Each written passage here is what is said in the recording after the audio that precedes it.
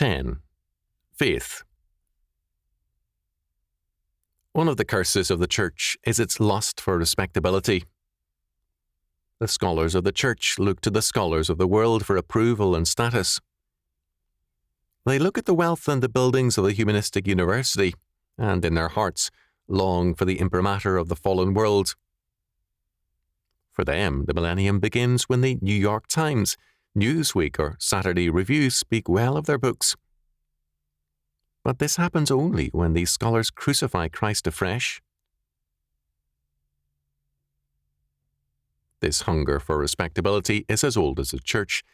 It meant, in earlier days, rephrasing the gospel in the language and thought of Greek and Roman philosophy, and the result was another gospel, or, at best, a compromise and perversion of the Word of God. This deeply rooted hunger for respectability and peace with the enemy explains, too, the hatred toward those who will not compromise. Dr. Cornelius Van Til's uncompromising apologetics has earned him the hostility of the compromisers. Those who lust for respectability resent deeply the work of a man who makes clear that the friendship of the world is enmity with God. They refuse to admit the possibility that whosoever therefore will be a friend of the world is the enemy of God. James chapter 4, verse 4. As a result, they rephrase the problems of theology in order to concede to the world the validity of its, quote, problems, end quote. They give respectability to unregenerate man. Instead of being a sinner, whatever the university degrees he carries, they portray him as a man with honest intellectual problems which deserve weighty philosophical and theological considerations. These compromisers insist that man's problem is intellectual unbelief, that is, a question of knowledge, rather than a matter of sin. But St. Paul witnesses powerfully and plainly against this heresy. In Romans chapter 1, verses 17 to 20, Paul declares, "For therein is the righteousness of God revealed, from faith to faith, as it is written, the just shall live by faith. For the wrath of God is revealed from heaven against all ungodliness and unrighteousness of men, who hold the truth in unrighteousness, because that which may be known of God is manifest in them, for God hath showed it unto them. For the invisible things of him, from the creation of the world, are clearly seen, being understood by the things that are made, even his eternal power and Godhead, so that they are without excuse." Paul tells us, first, that the knowledge of God is inescapable knowledge. We are told this again and again in Scripture. It is plainly set forth in Psalm 139, in Psalm 19, and elsewhere.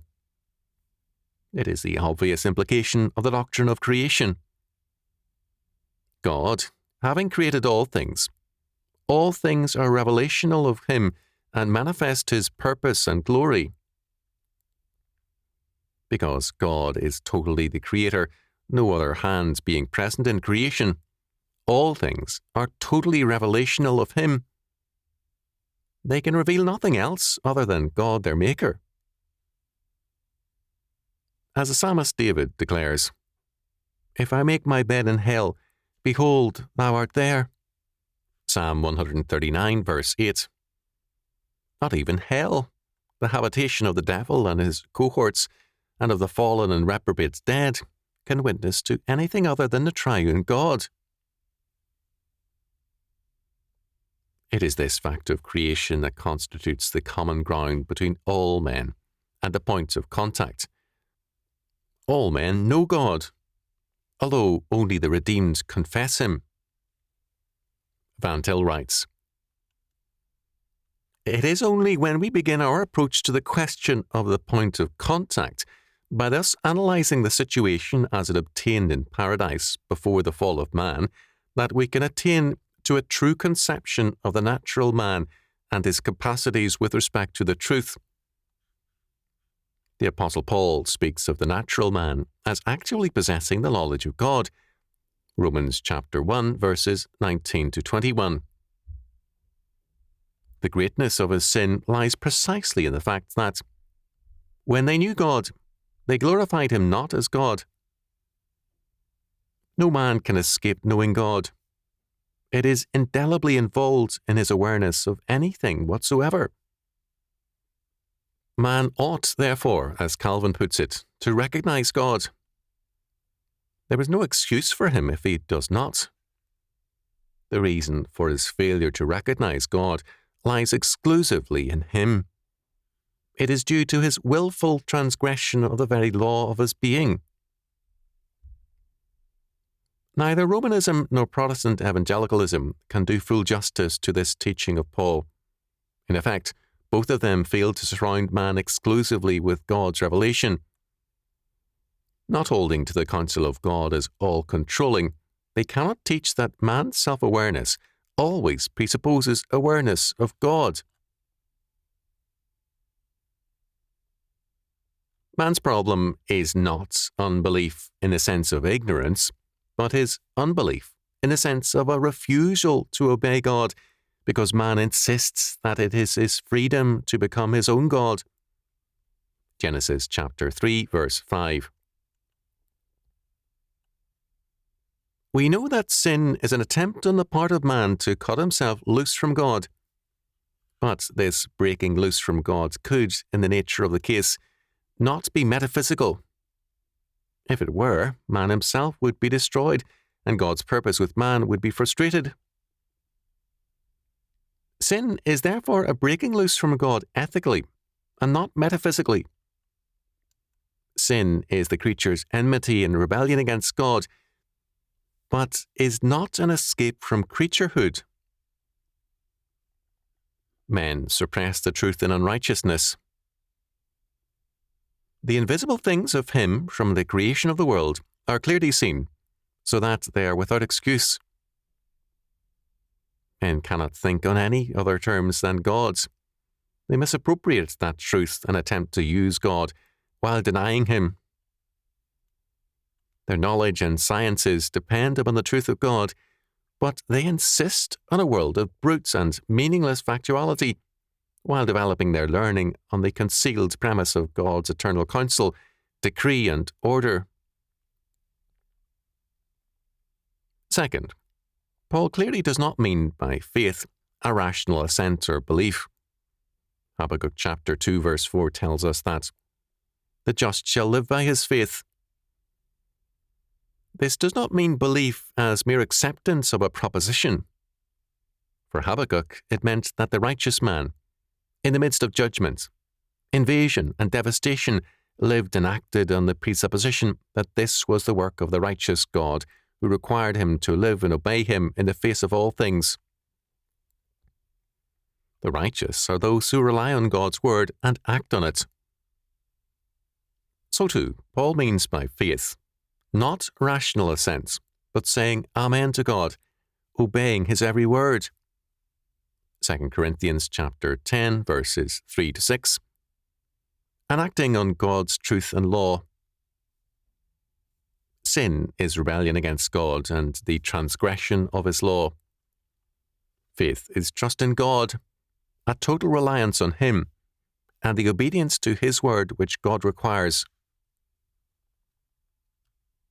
Now, the point of all this is that a systematic theology which presupposes that unbelief, a lack of faith, means ignorance, a lack of the knowledge of God, will be alien to Scripture. It will presuppose a non-creating God, even though it may affirm the doctrine of creation, because its God is alien to this world. Such a God, not having made the world, can only introduce knowledge of himself into the world as something alien, a novelty to the world. His, quote, revelation, end quote, would then provide a curiosity, not a necessity, because it would not be basic nor constitutive of the nature of the universe. We would then be interested in or believe in such a God in the same way that we are interested in okra. It may or may not be to our taste, but It is not relevant to our life unless we choose to make it so. Anti-presuppositionalist theologies and philosophies reduce God to the level of ochre. He ceases to be the inescapable truth of all things, knowledge of whom men cannot eradicate, however much they suppress it. Knowledge of him is so inescapable that, if men silence the witness within them and in their midst, the stones would immediately cry out. Luke chapter 19, verse 40. Faith means saying Amen to and relying totally on the triune God with all our heart, mind, and being, and acting on and in terms of the reality of God and His law word in every area of our lives. If faith is reduced to, and believing on Christ becomes, a mere assent to knowledge or to reality, then antinomianism becomes a logical necessity. There is then no inescapable link between faith and works. On the contrary, to say then that we are saved by faith logically means that we are saved without any necessity for works ensuing. The doctrine of the, quote, carnal Christian, end quote, who is, quote unquote, saved, but is still totally godless in his life, is a logical consequence of such a, quote, faith only, end quote, doctrine. The presuppositions of such a view of faith and belief are not biblical but Hellenic. The biblical doctrine presupposes the unity of all created being under the triune God and His counsel. Hellenic thought holds to the division of reality into form, mind, ideas, and matter. The two are alien substances, coexisting paradoxically and in dialectical tension. The realm of faith is then the realm of ideas, of the spirit, and not of matter, works and law. The gap between the two is not readily bridged and, at best, only artificially so. There is then, let it be noted, no systematics in the life of man. A man whose being is made up of two alien substances, or possibly three, has no necessary and systematic unity in his being. There is then a war between his members which is metaphysical, whereas the inner warfare which Paul describes is moral. The Hellenic idea of man sees a contradiction between man's constituent parts, which is metaphysical and inescapable. It is a necessary and continual war as long as man is in a body. Paul's warfare is moral and subject to defeat or victory. Man is at war with God, his Maker. This warfare is one in which every atom of his being is involved. But because every atom of his being is God's handiwork, man's total being wars against himself. The Holy Spirit, too, witnesses to God's truth, which his unregenerate and fallen nature, his flesh, resists. The, quote, Pauline, end quote, warfare is not anti-systematics, because it speaks of a war which sets forth the totality of God's claims and the radical and far-reaching nature of God's system of truth. The unity of man's being witnesses, despite its moral revolt, and even in its moral revolt, to the unity of God's truth. It is a witness to systematics. If, however, every man is his own God, and this is a metaphysical fact, then the only unity of truth is a purely internal one. Each man is his own self-defined and self-created system. We have then a multitude of self-enclosed and isolated systems which are existential in nature. When philosophy abandoned the God of Scripture, it abandoned systematics, and, after many vain attempts at creating a system apart from the triune God, finally abandoned the traditional discipline of philosophy as irrelevant. Metaphysics, epistemology, ethics, and every other area became relics of the older philosophy, except in existentialism. The existentialist followed the logic of Kant and reduced the world to the mind of man, and, within that world, a moment-by-moment systematics now became possible. The world was radically reduced, but its unity was restored. When we speak of believing and of faith in terms of the Word of God, then we are in that unified field of consequences and relationships which makes a systematic theology inescapably obvious. If we lack that biblical perspective, then we will follow an anti-biblical model, and usually that of classical Greek philosophy. Scholasticism saw salvation from such a perspective, and, as a result, the developing unity it posited led finally to existentialism. In the interim, more and more initiatives slipped into man's hands, so that faith came to be redefined. Aquinas strove valiantly to be faithful to Scripture, but his presuppositions were Aristotelian. He insisted on the unity of faith and works, but faith was defined as an act of the intellect assenting to the divine truth and motivated therein by an act of will moved by the grace of God. In that act of the intellect, as in the act of will, it is not the sovereign God whose eternal decree governs, but a first cause which is linked together with man as a determiner. The implicit dialectic of nature and grace works to disunite faith and will. Faith, as an intellectual assent, is not a total reliance on, and acting in terms of God and His Word. And the sovereignty of God as the first cause is not the same as the sovereignty of the absolute Lord and Creator, who makes and predestines all things. Behind Thomas Aquinas stands another and an existential loyalty derived from Aristotle. The human soul is incorruptible. Summa Theologica, 1, question 75, article 6. Here speaks not Genesis chapters 1 and 2, but Hellenic philosophy. The soul is pure form or idea, and hence incorruptible. At the end of this presupposition stands Sartre. At the beginning, the tempter, and Genesis chapter 3 verses 1 to 5. Protestant evangelicalism, however, is also scholastic. It sees the soul as something separate from the body, and posits the old division common to all sons of Plato and Aristotle. Quote, faith alone, thus, does not mean, for all such, justification by God's sovereign grace and predestinating decree, but rather the separation of faith and works.